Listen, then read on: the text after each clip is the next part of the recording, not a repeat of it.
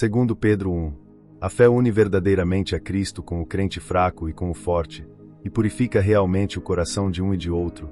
Todo crente sincero é justificado aos olhos de Deus por sua fé. A fé opera a santidade e produz efeitos na alma que nenhuma outra graça pode produzir. Em Cristo habita toda a plenitude e o perdão, a paz, a graça e o conhecimento, e os novos princípios são assim dados por meio do Espírito Santo. As promessas para os que são partícipes da natureza divina nos farão inquirir se são realmente renovadas no espírito de nossa mente. Voltemos todas estas promessas em orações pela graça transformadora e purificadora do Espírito Santo. O crente deve agregar conhecimento à sua virtude, incrementar a familiaridade com toda a verdade e a vontade de Deus. Devemos agregar temperança ao conhecimento, moderação pelas coisas mundanas, e à temperança devemos agregar paciência, pela qual suportamos todas as calamidades e as cruzes em silêncio e submissão. À paciência devemos agregar piedade, isto inclui os santos afetos e disposições achados no verdadeiro adorador de Deus, conter o afeto por todos seus semelhantes cristãos que são filhos do mesmo Pai, servos do mesmo amo, membros da mesma família, viajantes para o mesmo país, herdeiros do mesmo legado. Portanto, os cristãos devem labutar para alcançar a certeza de sua vocação e eleição, acreditando e fazendo o bem, e esforçar-se nisso cuidadosamente é um argumento firme da graça e misericórdia de Deus que os sustenta para que não caiam completamente. Os que são diligentes na obra da religião terão uma entrada triunfal no reino eterno onde reina Cristo, e eles reinarão com ele para sempre e jamais, e é na prática de toda boa obra onde devemos esperar entrar no céu. Devemos ser fundados na crença da verdade, para que não sejamos levados por qualquer vento de doutrina, e especialmente, na verdade que necessitamos saber em nosso dia o que corresponde à nossa paz e que se opõe a nosso tempo. O corpo não é senão um tabernáculo ou tenda da alma. É uma morada vil e móvel. A proximidade da morte faz diligente ao apóstolo no negócio da vida. Nada pode dar tanta compostura na perspectiva ou na hora da morte como saber que continuamos fiel e simplesmente ao Senhor Jesus e buscamos sua glória. Os que temem o Senhor falam de sua paciência. Este é o modo de disseminar o conhecimento do Senhor, e pela palavra escrita eles são capacitados para fazer isto. O Evangelho não é algo fraco, mas chega com poder. RM 1.16. A lei coloca diante de nós o nosso miserável estado pelo pecado, mas nos deixa ali. Descobre nossa doença, mas não dá a conhecer a cura. Ver a Jesus crucificado é o que cura a alma. Tratem de dissuadir ao mundano cobiçoso de sua avareza. Umas gramas de ouro pesam mais que todas as razões. Ofereçam a um homem furioso, que não tem paciência para ouvir, tirar a ira com argumentos. Tratem de deter o libertino, um sorriso é mais forte para ele que toda razão. Porém, cheguem com o Evangelho e exortem-nos com o precioso sangue de Jesus Cristo, derramado para salvar suas almas do inferno, e para satisfazer seus pecados. Esta é a súplica poderosa que faz confessar aos homens bons que seus corações ardiam por dentro, e aos maus como Agripa, dizer que quase foram persuadidos a serem cristãos. Et 26.28. Deus se compraz bem com Cristo e conosco nele. Este é o Messias que foi prometido, através do qual todos os que cremos nele seremos aceitos e salvos. A verdade e a realidade do Evangelho são também anunciadas pelos profetas e escritores do Antigo Testamento, que falaram e escreveram sob a influência do Espírito de Deus, e conforme a sua direção. Que firme e segura deve ser nossa fé, que tem uma palavra tão firme e segura sobre a qual apoiar-se. Quando a luz da Escritura do Espírito Santo de Deus alcança como dardo a mente cega e ao entendimento entrevado, é como a aurora que irrompe, avança e se difunde por toda a alma até o dia ser perfeito. Como a Escritura é a revelação da mente e da vontade de Deus, todo homem deve esquadrinhá-la para entender seu sentido e significado. O cristão sabe que o livro é a palavra de Deus, na qual saboreia a doçura, e sente o poder, e vê a glória verdadeiramente divina. E as profecias já cumpridas na pessoa e salvação de Cristo, e nos grandes interesses da Igreja e do mundo, formam uma prova inquestionável da verdade do cristianismo. O Espírito Santo inspirou a homens santos para falarem e escreverem. Ele assistiu assim e os dirigiu para entregar o que eles tinham recebido dele, para que eles expressassem claramente o que davam a conhecer. Assim que as Escrituras são para serem contadas como 100 palavras do Espírito Santo e toda a clareza e simplicidade, todo o poder e toda a propriedade das palavras e expressões, vem de Deus. Misture a fé com o que achar nas Escrituras, e estime e reverencie a Bíblia como livro escrito por homens santos ensinados pelo Espírito Santo. Segundo Pedro 2. Embora o caminho do erro é um caminho daninho, muitos são os que sempre estão prestes a andar por ele. Cuidemo-nos de não dar ocasião ao inimigo para blasfeme o santo nome pelo qual somos chamados, ou que falem mal do caminho da salvação por Jesus Cristo, que é o caminho, a verdade e a vida.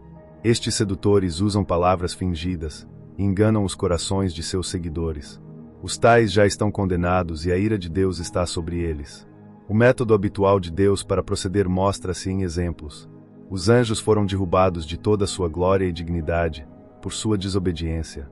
Se as criaturas pecam, ainda no céu, devem sofrer no inferno. O pecado é a obra das trevas, e as trevas são o salário do pecado. Note-se como tratou Deus o mundo antigo. O número de ofensores não procura mais favor que sua qualidade. Se o pecado é universal, o castigo se estenderá a todos por igual. Se num terreno fértil a gente abunda em pecado, Deus pode tornar de imediato uma terra fértil numa infértil, e um país bem regado em cinzas. Não há planos nem políticos que possam impedir os juízos para um povo pecador. Aquele que evita que a água e o fogo danifiquem seu povo, Is 43.2, pode destruir também a seus inimigos, eles nunca estão a salvo. Quando envia destruição ao ímpio, Deus manda liberação para o justo. Em más companhias não podemos obter senão culpa e tristeza. Que os pecados dos outros sejam tribulação para nós. No entanto, é possível que os filhos do Senhor vivam entre os mais profanos, e ainda que retenham sua integridade, há mais poder na graça de Cristo e sua morada com eles que nas tentações de Satanás, ou que no exemplo do malvado, com todos seus terrores ou seduções. Em nossas intenções e inclinações a cometer pecado, devemos encontrar-nos com raros impedimentos, se os percebemos. Quando pretendemos fazer o mal, Deus envia muitos estorvos para deter-nos, como dizendo: cuidem-se do que fazem. Sua sabedoria e poder lograrão com toda certeza os propósitos de seu amor, e os compromissos de sua verdade. Embora os ímpios costumam escapar do sofrimento aqui, é porque são conservados para o dia do juízo, quando serão castigados com o diabo e seus anjos. Os sedutores impuros e seus seguidores incondicionais se entregam a seus propósitos carnais. Recusam levar cativo cada pensamento à obediência a Cristo, e agem contra os justos preceitos de Deus. Andam em pós da carne, vão por rumos pecaminosos e alcançam os maiores graus de impureza e maldade. Além disso, desprezam aos que Deus tem colocado em autoridade sobre eles, e aos quais requer que honrem. As coisas temporais externas e boas são o pagamento que os pecadores esperam e se prometem a si mesmos. Ninguém tem mais razão para tremer que os que são ousados para entregar-se às suas luxúrias pecaminosas, por presumir da graça e a misericórdia divina. Tem havido muitos, e há, que falam levianamente das restrições da lei de Deus e não se consideram obrigados a obedecê-la. Que os cristãos se afastem dos tais. A palavra da verdade é a água de vida que refresca as almas que a recebem, mas os enganadores disseminam e promovem o erro, e ficam vazios porque não há verdade neles. Como as nuvens impedem a passagem da luz, assim estes escurecem o conselho com palavras nas que não há verdade. Vendo que tais homens aumentam as trevas deste mundo, é muito justo que a névoa das trevas seja sua porção no mundo vindouro. Em meio de seu falar de liberdade, estes homens são os escravos mais vis. Suas próprias luxúrias ganham a vitória absoluta sobre eles, e em realidade estão escravizados. Quando os homens estão enredados, são vencidos com facilidade. Portanto, os cristãos devem manter-se perto da palavra de Deus e vigiar contra todos os que procurem confundi-los. O estado de apostasia é pior que o estado de ignorância. Dar um mau informe sobre o bom caminho de Deus, e uma falsa acusação contra o caminho da verdade deve expor a condenação mais pesada. Quão temível é o estado aqui descrito. Contudo, apesar de que tal caso seja deplorável, não está totalmente desprovido de esperança. O leproso pode ser limpo e até o morto pode ser ressuscitado. Causa-te pesar teu desvio. Crê no Senhor Jesus e serás salvo. Segundo Pedro 3. As mentes purificadas têm de ser estimuladas para que os crentes se mantenham ativos e vivos na obra da santidade. Haverá enganadores nos últimos dias, sob o Evangelho, homens que tomam com frivolidade o pecado e zombam da salvação de Jesus Cristo.